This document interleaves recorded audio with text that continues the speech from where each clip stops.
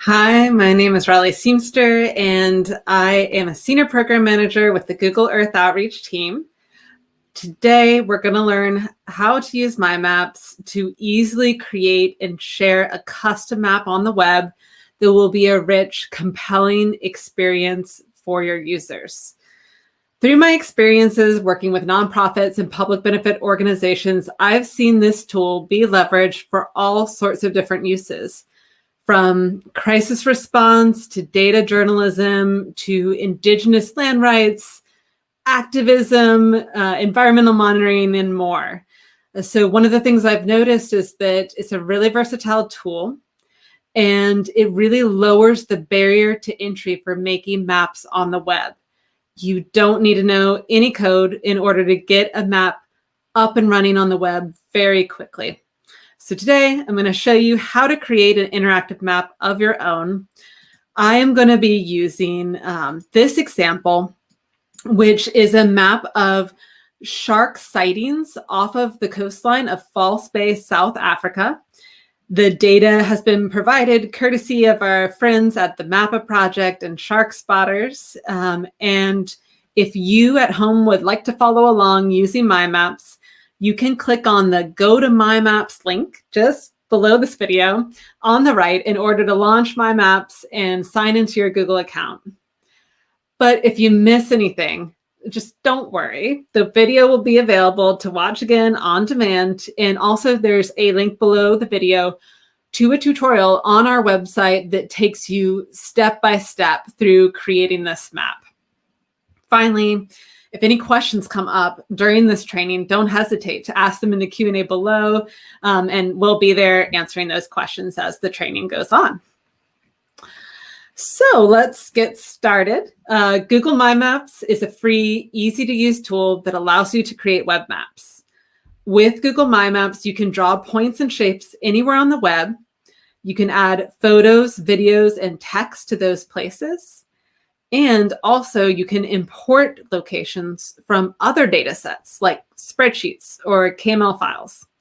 All of these elements combine together to enable you to create beautiful and useful maps that you can share on the web, take on the go on your mobile device, or even embed in your website.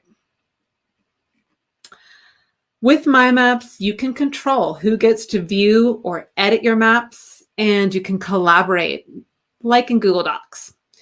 That means that you can make it so that your map is private only to you, shared with just a few others in your organization, or that it's public on the web and anyone can find it. Today, I'm going to take you step by step through how we create a new map. We're going to learn how to draw on the map, add photos, videos, and text to your places, import and style data, and finally, how to share your maps. Again, if you'd like to follow along, make sure you have another tab on your web browser open. Go to mymaps.google.com and sign in with your Google account in order to follow along with the training. So now I'm going to do what I just told you to do. I'm going to open a web browser and I'm going to type in mymaps.google.com. I'm already signed in my web browser to my Google account. And so what you'll see in front of you is a dashboard of any maps that you've created or that have been shared with you. Today, we're going to create a new map. So the way that I would do that is I would click on this red button in the upper left-hand corner that says create a new map. Once you click on that, it's going to load a blank My Map. You can see the interactive map is here. There's a panel at the upper left-hand corner, which is kind of a table of contents for your map. You'll see a search bar and all these little buttons that we're going to learn how to use during this training. The first thing I'm going to do is title my map and give it a description. So in that panel in the upper left-hand corner, I'm going to click on the words Untitled Map. That gives me a little pop-up where I can type in a title and a bit of a description. And click Save. And you can go back and change that and add a little polish later on. Now I'm ready to start adding places to my map. So I'm going to start by adding a place with the search bar. I'm going to search for False Bay, South Africa. So click in the search bar here, type in False Bay, South Africa. And so this is the same Google Maps search that you would get if you were in Google Maps. So I will look at my suggested search results and click on the one that I think makes the most sense. Yep, that's it. It's False Bay in South Africa. And so once I've confirmed this is the place I want to add to my map, I can just click Add to Map here in the little pop-up. Now False Bay is a place on my map. It's the very first place. One little note here, if you're adding places by search, it brings over a few details from Google Maps that show up in the balloon for the place. If you want to get rid of that, you just click Remove, and that will take it away. Okay, so that was adding a place by search. There's another way to add a place mark, and that's by just dropping a pin on the map. So let's say that I actually was walking on a beach over near the Cape of Good Hope, this beach right here, and I saw a shark off the coastline, and I want to just place a marker on the map. I can't search for that in the search bar. So instead, I'm going to use the map to orient myself and place that marker on the map. It's a little bit hard with this 2D Google base map. So one thing I wanted to point out is you can switch the base map. Over here in the panel at left, there's a little section that says base map. If you click on this downwards arrow here, you'll get 9 different base map options. So I can change the base map, and part of this might be aesthetics. But right now I'm going to switch it to satellite so I can more easily find that place that I saw the shark. Okay, so let's say I know I saw it right off of this place right here. To drop a pin on the map, I go to this button, Add Marker, under the search bar. I click on Add Marker, and then I find the place on the map where I want to add the pin and click on it. That adds a place mark. I'll add a title here and click Save. Okay, so now I have 2 places in my map, the False Bay, the place I added by searching for it, and then I have this shark sighting right here. Next, I'm going to add a line. Let's say I wanted to represent a trail that I took down to the beach. So to add a line, I go up to these buttons, but instead of Add Marker, I'm going to click the button for Draw a Line, Add Line or Shape. And then you can just click on the map in order to draw your line. So let's say this is the trail I use here. Just going to add these places. I'm not going to take my time to be too exact about it right now. But when I'm finished with my trail here, to end the line, I either click again on the last point that I just added, or you can click the return key, and that ends the line. You can also draw a shape. So let's say I wanted to really highlight this particular section of the beach. Again, I click on Draw a Line, the Add Line or Shape option. And again, I'm just clicking on the map to add these nodes to my shape and draw that shape here. To close the shape, you can just click on the first point that you added and click Save. Okay, so now we've added 3 different types of features to our map. We've got place marks, we've got lines, and we've got shapes. I should point out that you can edit or delete any of these places that you've added to the map. So just showing you how to do that. If I click on the shark sighting place mark that I added, you'll see these buttons here in the pop-up window. The pencil represents the edit button. So if I click on edit, I could move that place around and correct the location or change the title. I also want to point out, again, if I click on this place, there is a delete button. So if I wanted to delete this place from my map, I could do that as well.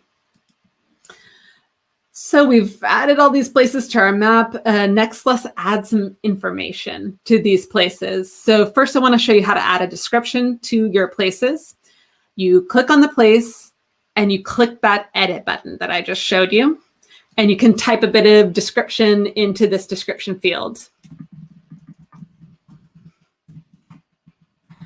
So that's great. But what if you want to add more fields than just name and description to your places?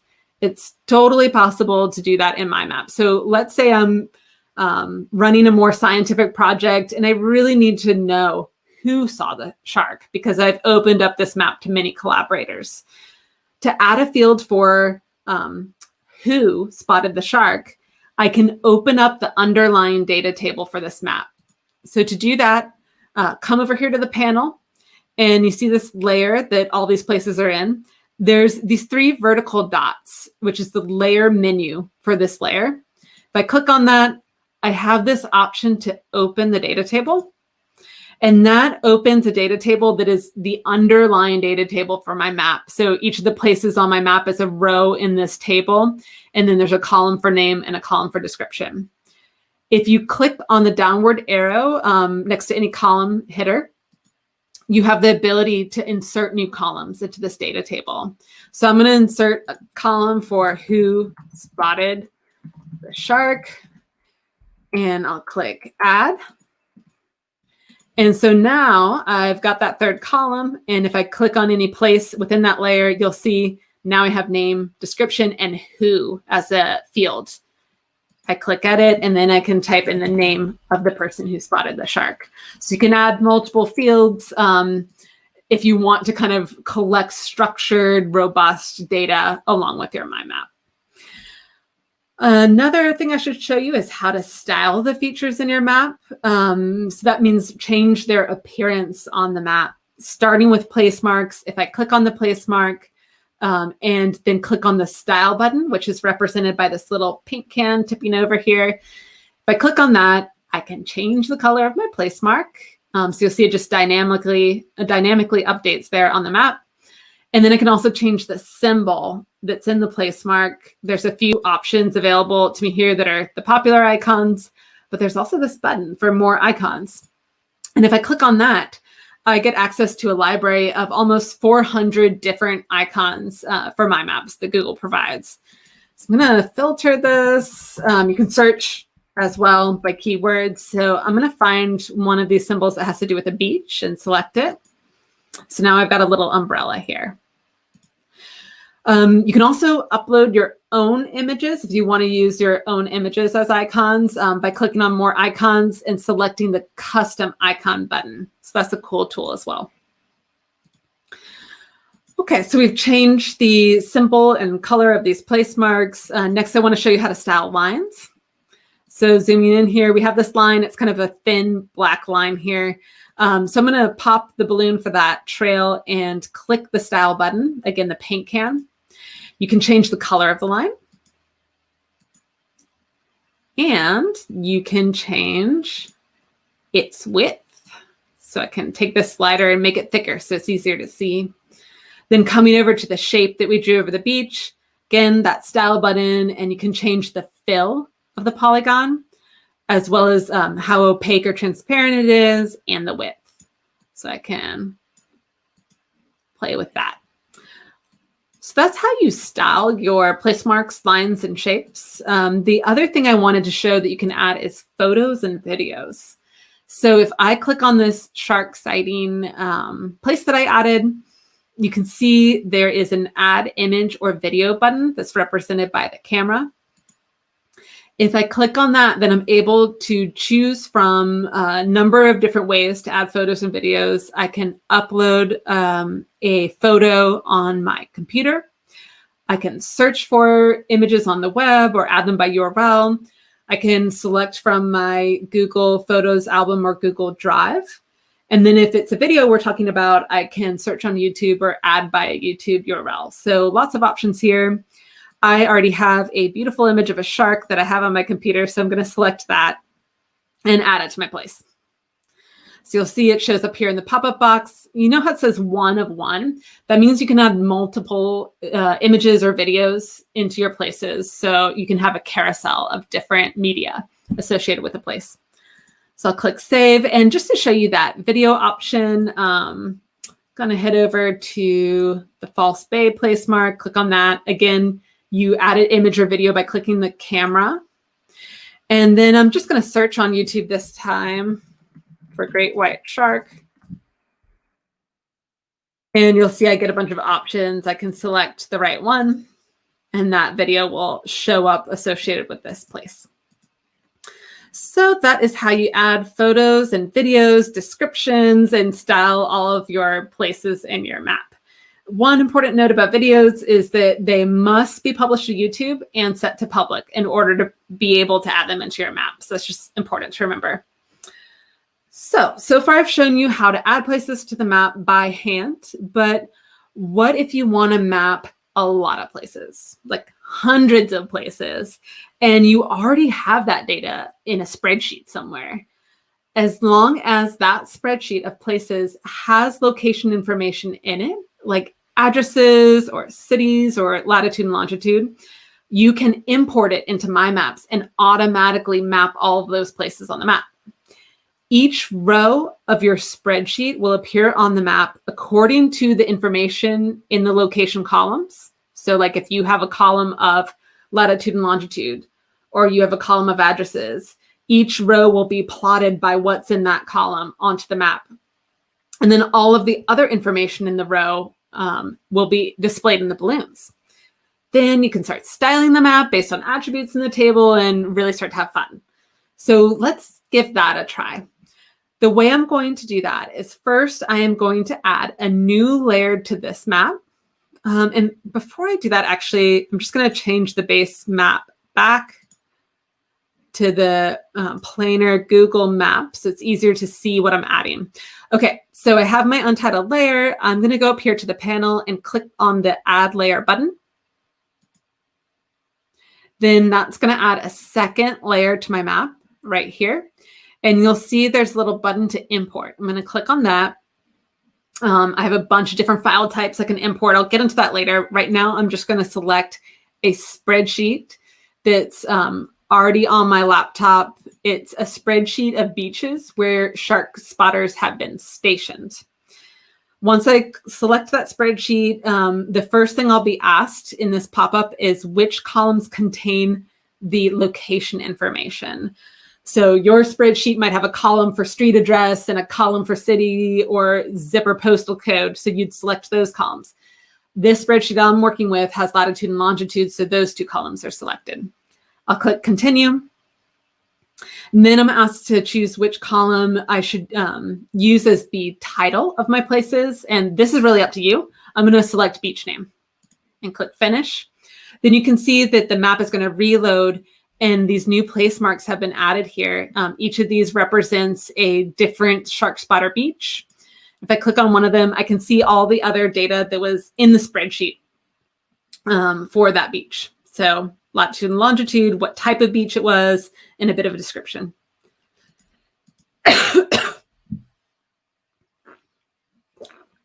Okay, so next, I usually rename the layer something a bit more descriptive. You can see the layer name is just sharkspotterbeaches.csv. It's the file name. But if you click on that layer name, you can make it look a little bit more polished here. I might do the same for my untitled layer here, just again, adding a little bit of polish. Okay. Now, the next thing that I want to show you how to do is you can actually style all of these locations using some more advanced styling options. So before I was showing you, click on a place mark and then you click the style button and then you can basically style each place individually. This time I want to show you the styling options you get when you click on styling at the layer level. So over here under the layer name, you see where it says individual styles. Click on that style option. And you'll see you have a drop down here that lets you group places in different ways. So first, let's try uniform style. That means that now all of these places are grouped together in one bucket. You can see they're all highlighted at once when I mouse over them in the panel. And I can style them all at once. So instead of hand editing 10 different places, I can click the style button here. I can turn them all yellow at the same time. And I can give them all the beach umbrella symbol at the same time. So this is really useful to save time. Clicking on the style button again, another thing you can do is style by a sequence of numbers. So the order they appear in the spreadsheet, you can give them a number according to that order. This might be useful if you were making a mind map, let's say, of a guided tour around the cultural sites of a town, for example, and you want people to walk through them in a specific sequence. The option that I wanted to show you that I really love is style by data column. So this really gets into styling by the underlying data that was in that spreadsheet. So the spreadsheet of shark spotter beaches had a column called type. So I'm going to select that. You can see there were two possible answers in that column. One was beaches that were permanent beaches, so they always have a shark spotter. And the other bucket was temporary beaches that only have a shark spotter some of the time. So now that I can bucket the data based on the value in a column, I can actually style by that value too. So permanent beaches, I might want those all to have the beach umbrella and be green, because green to me somehow signals permanence. And then I can style the temporary beaches to have an umbrella, but maybe I want them to be gray. And that to me makes it feel more temporary. A little bit of this is arbitrary. So now I've been able to style based on the values in the spreadsheet. Then the last thing I want to show you is if you click on the styling options again, you can also style by a column. And if it has numbers in it, if it's a numeric column, then you can actually use this ranges option that's not available to me right now. But just a few more notes on this, like let's say you have a spreadsheet that has I don't know, all the cities of the world in it and their populations. You could go by the population column in the spreadsheet and then use these ranges to say like cities with higher population should be colored dark red and cities with lower population should be lighter red. So you can start to style based on numbers or statistics in your data. Quite useful. The last thing I want to point out is you can set labels. So right now, no labels are set, but let's say I wanted the beach names to actually show up on the map to help my user kind of orient themselves. You can turn that on as well. So now we've styled all of the shark spotter beaches. I wanted to say that, you're not just limited to adding one layer to your map or 2 layers. You can add multiple layers, up to 10 layers of different data sets on your My Map.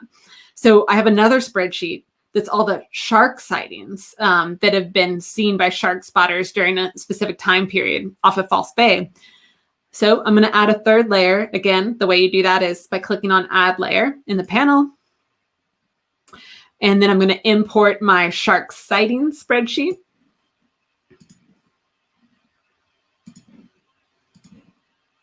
And again, this spreadsheet is one that contains latitude and longitude, so those 2 columns are checked. I'm going to title my markers by, I'll choose date. Again, this is a little bit arbitrary, which column you choose for that. Click Finish, and that's going to load on the map. Okay, so now I have my new layer here that's all of the shark sightings. Again, just clicking on one of these. This is the data that came in the spreadsheet with each sighting. And I'm going to use uniform style here, hover over all these items and style them using a little shark icon that I know is in the library.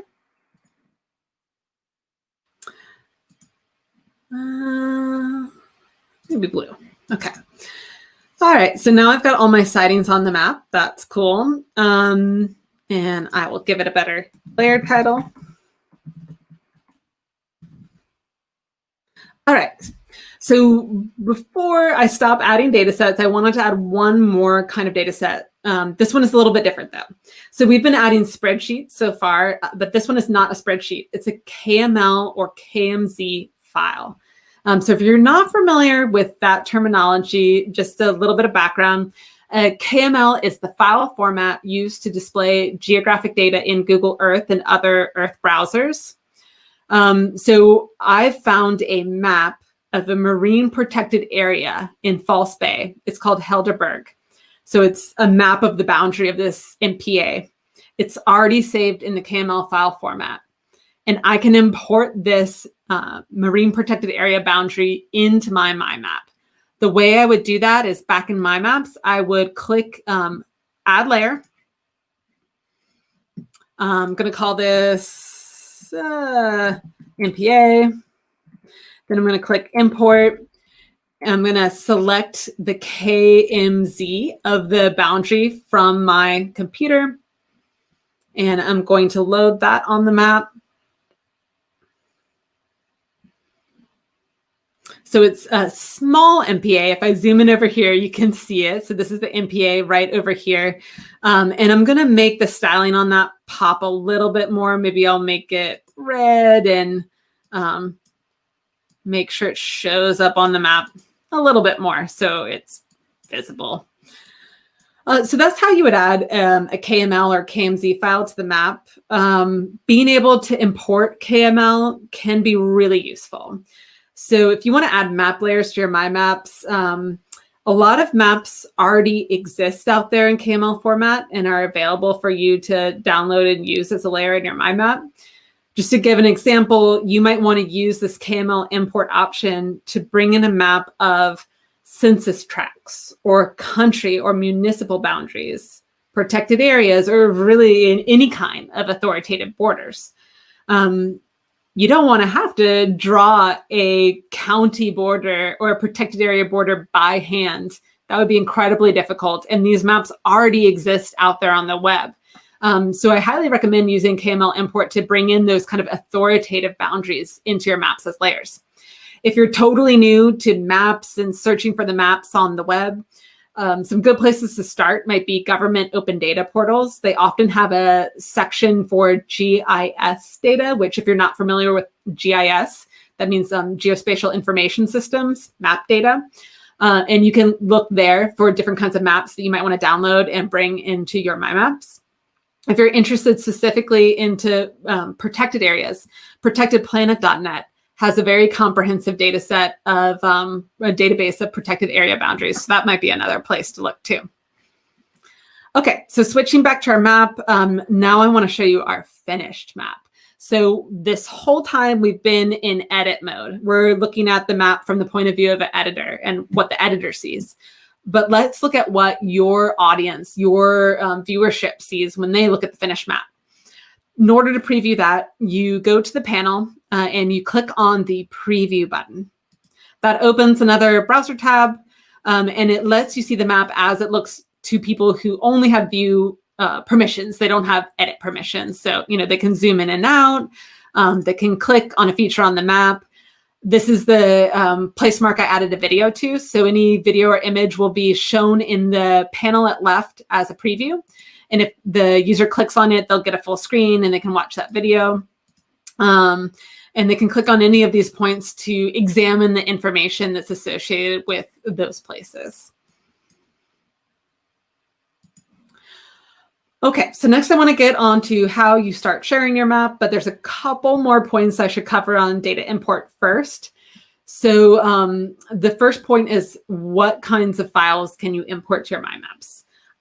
Today I covered spreadsheets, but should call out that you can import for spreadsheets the file formats of CSV, TSV, Google Sheets, and Excel.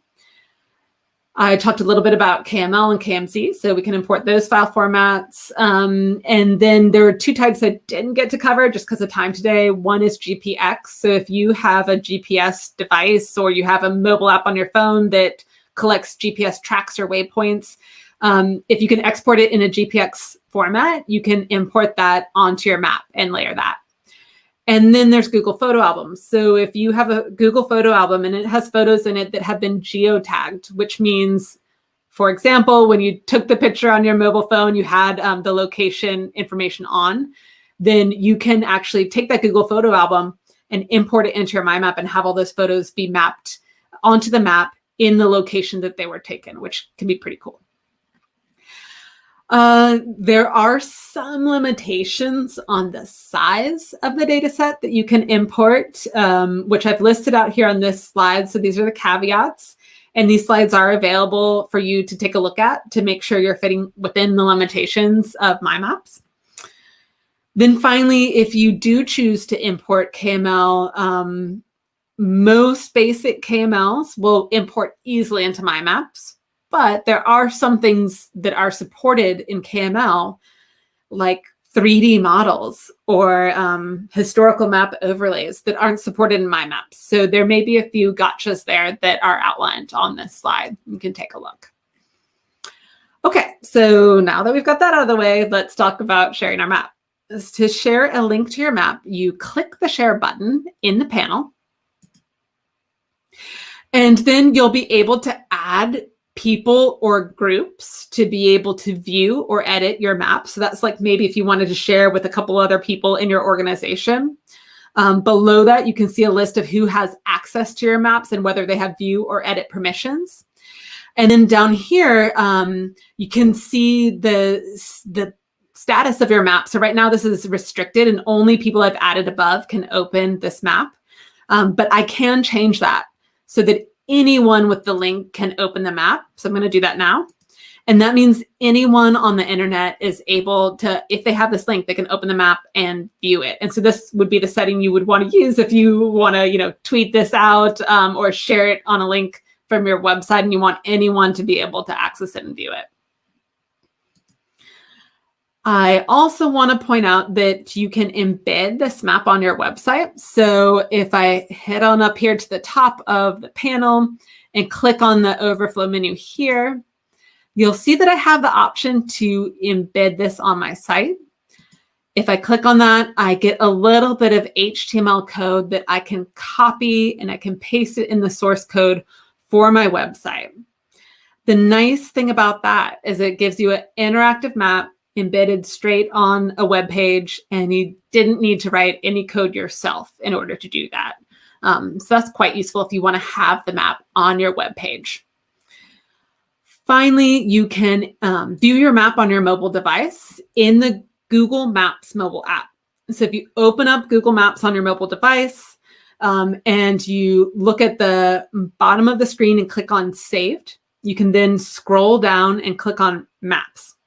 You'll see a long list of my maps that you own or that have been shared with you. You can click on the map that you want to see layered on top of Google Maps, the mobile app, and then you can take that with you on the go. You can close your map later if you don't want to see it anymore on Google Maps by clicking on the title and description and then just clicking close. So I think that about wraps up sharing, and we're just about done with the training, but there's one last thing I wanted to show you. So if you've been working on a mind map this whole time during the training, and let's say you close it down and a couple of weeks later you want to come back to it and work on it again, how do you find it again? So I'm going to close out my mind maps here. Okay, so you just use that URL that we used to open up the My Maps dashboard at the beginning of the training. That's mymaps.google.com. If you load that up, you'll see a dashboard, again, of all your maps that you've created or that others have shared with you. And then I can just click on the most recent map. That's the one that I was working on today. And I can start editing it again. So really easy to get back to my maps once you've created them. With that, our training has come to an end. So I wanted to thank you for spending time with us today. I hope you now feel ready to start creating your own mind maps. Thank you so much for your time, and I hope we see you back here again. Bye-bye.